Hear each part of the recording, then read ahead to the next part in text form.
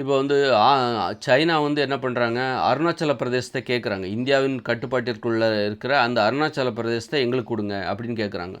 இவங்க அதுக்கு பதிலா இந்த ஜம்மு காஷ்மீரில் சீனா ஆக்கிரமித்த சியான்சன்னு ஒரு இடம், அதை நாங்கள் இந்தியாவிட்ட கொடுத்துட்றோம்.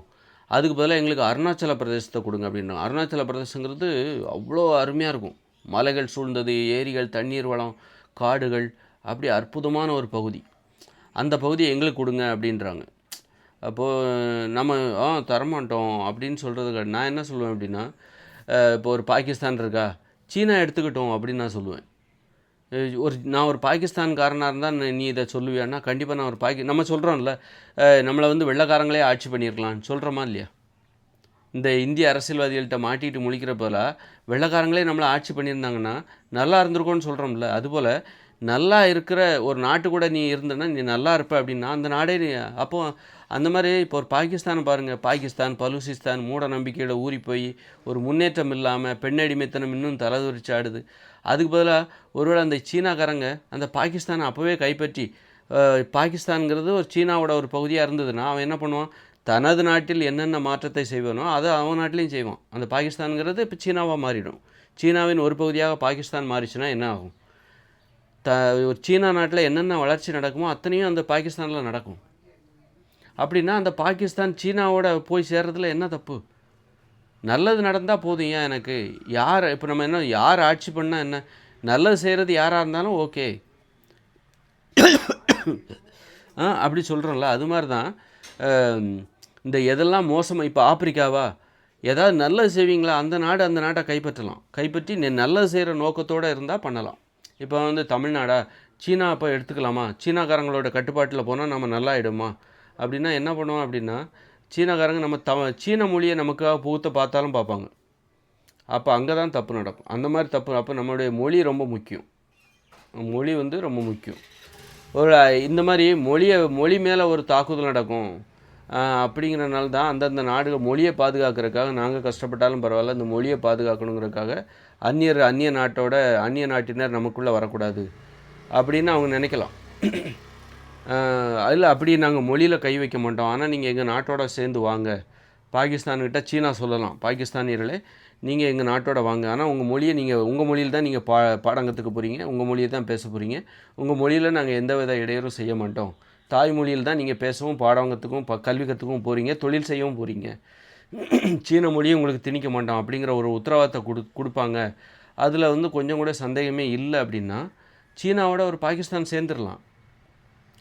சேர்ந்துருச்சுன்னு வச்சுக்கோங்க. அவங்க பாகிஸ்தான் நாடு மக்கள் எல்லாருமே நல்லா இருப்பாங்க, நல்லா இருந்து வளர்ச்சியில் கவனம் செலுத்துவாங்க, மற்ற நாட்டை தொந்தரவு பண்ண மாட்டாங்க. அதுபோல் இந்தியாவில் ஒரு பகுதி, இந்தியாவில் எந்த ஒரு பகுதியாவது அருணாச்சல பிரதேசத்தை இந்தியாவோட கொடுங்க, இந்தியாவுக்கிட்ட இருந்து கேட்குறாங்கன்னு வச்சுக்கோங்க, அருணாச்சல பிரதேசத்தை சீனாக்கிட்ட கொடுங்க அப்படின்னு கேட்குறாங்கன்னா, அப்படி போனால் ஒருவேளை அருணாச்சல பிரதேசம் இன்னும் நல்லா ஆகும் அப்படின்னா போகலாம் அப்படின்னு தான் என்னுடைய கருத்து.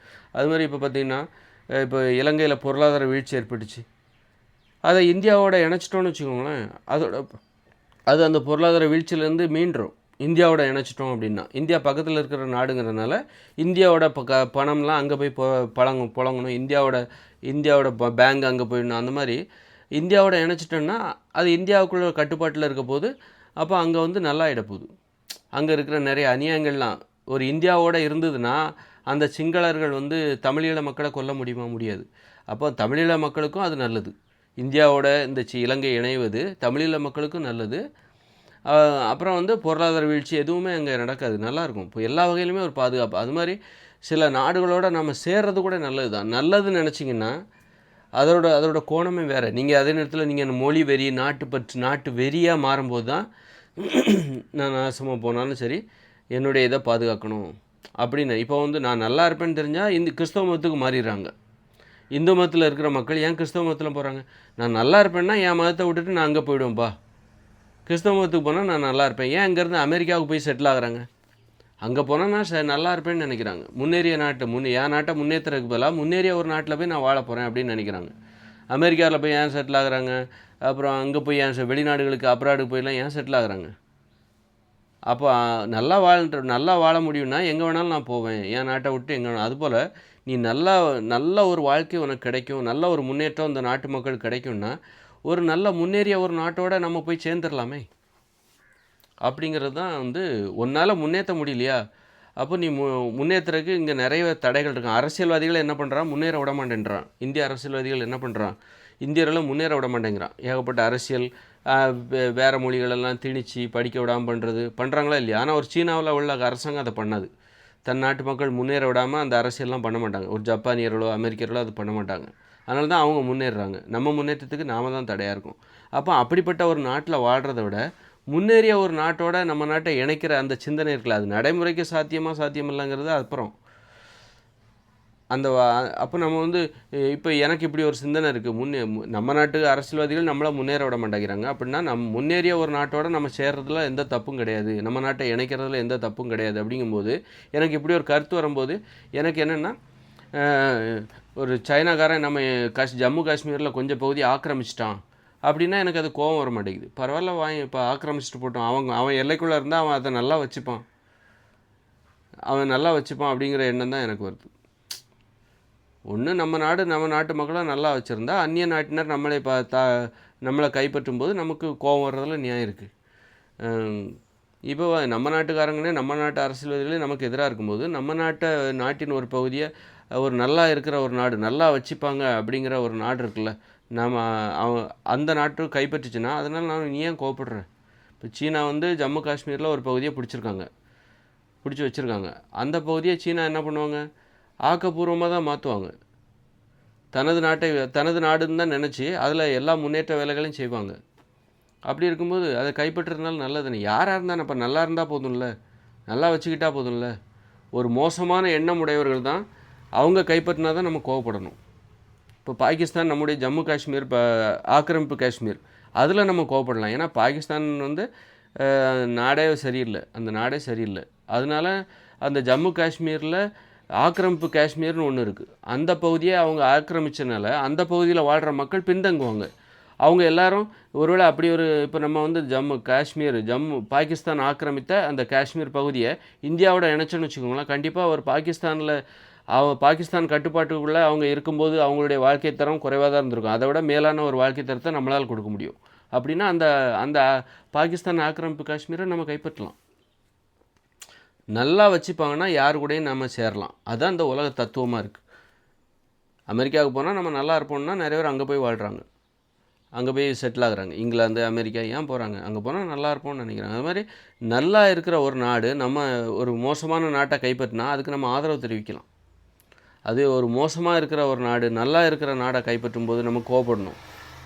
பாகிஸ்தான் ஆக்கிரமிப்பு காஷ்மீரில் ஒரு பகுதியை பாகிஸ்தான் ஆக்கிரமிச்சிருக்கு அப்படின்னா அந்த ஆக்கிரமிக்கப்பட்ட காஷ்மீரில் வாழ்கிற மக்கள் மிகவும் பின்தங்கி தான் இருக்காங்க. அவங்க ஒருவேளை இந்தியாவோட இருந்திருந்தாங்கன்னு வச்சுக்கோங்க, அந்த பகுதி இந்தியாவுக்கு சொந்தமாக இருந்திருந்ததுன்னா அந்த மக்கள் இந்திய மக்களாக கருதப்பட்டு அவங்க வாழ்க்கையில் முன்னேற்றம் ஏற்படும். அல்லது அவங்க ஒருவேளை சீனாவோட கட்டுப்பாட்டில் அந்த பாகிஸ்தான் ஆக்கிரமிப்பு காஷ்மீர் போகுதுன்னு வச்சுக்கோங்க, அப்போ சீனா என்ன பண்ணால் அதை தன்னுடைய நாடாக பாவித்து அந்த நாட்டு மக்களின் முன்னேற்றத்திற்காக எல்லா வேலையும் செய்யும்.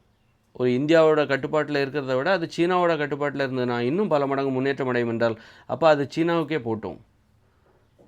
சும்மா இது இந்தியா வரைபடம் இப்படி இருக்குது அப்படின்னு பெருமைக்காக சொல்லாமல் இங்கே இருக்கிற மக்களை நீ நல்லா வச்சுக்கிறியா, அதுதான் உண்மையான பெருமை.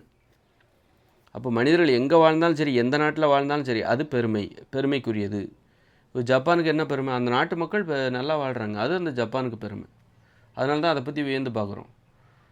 அதனால் சீனாக்காரங்க அப்படிப்பட்டவங்க ஒரு மோசமான நாட்டை தத்தெடுத்துக்கிட்ட மாதிரி இருக்கட்டுமே, தத்தெடுத்து வளர்க்குறாங்க. ஜம்மு காஷ்மீரை தத்தெடுத்துக்கோங்க, அல்லது பாகிஸ்தான் ஆக்கிரமிப்பு காஷ்மீரை சீனா தத்தெடுத்துக்கோங்க, பாகிஸ்தானே தத்தெடுத்துக்கோங்க. சீனாக்கிட்ட நிறைய பணம் இருக்குது, நிறைய அறிவு எல்லாமே இருக்குது அப்படின்னா அந்த சீனாக்காரங்க அந்த பாகிஸ்தானே தத்தெடுத்துக்கோங்க, பலூசிஸ்தானே தத்தெடுத்துக்கோங்க.